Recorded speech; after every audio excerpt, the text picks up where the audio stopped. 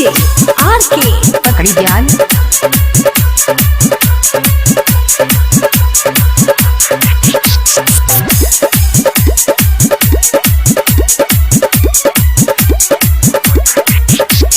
मौगी खेला करी खोल दै छै बकरी तोड़ लै छै रैचा के साग बेटा के हमर बहु छिकिया बहु छिकिया।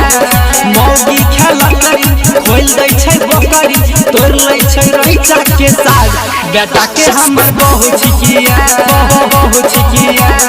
चारो यारी छोड़ के बीच ही से तोड़ के कैल गए हमर बर्बादी।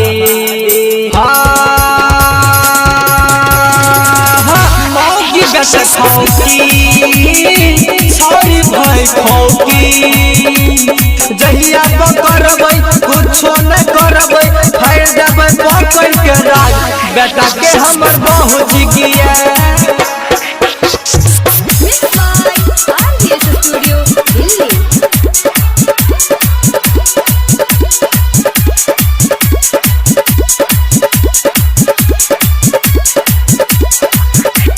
खेत में सहचेत में सब मिल के दिलक उजाड़ बेटा खौकी भई खोकिया झूठ के सुनै छै हमरा सगार।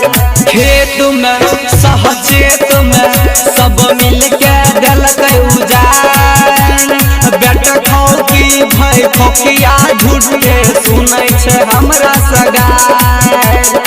घास काटे आबै छै बकरी चराबै छै आगू करै छै रंगबाजी।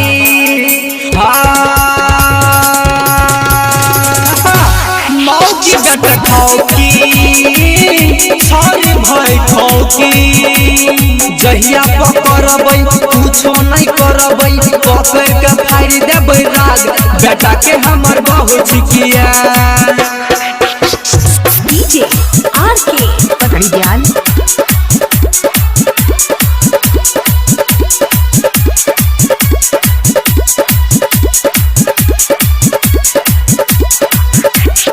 खाद गे बर्बाद गे करबै नहीं रिहै जोत करवा तेल महतिया ही रैचा पाँचो हो बोरा जे हो। खाद गे बर्बाद गे करबै नहीं रिहै जोत करवा तेल महतिया ही रैचा पाँचो हो बोरा जे हो। गाँव के समेती करन छै खेती ओकरे में घुस के देखे।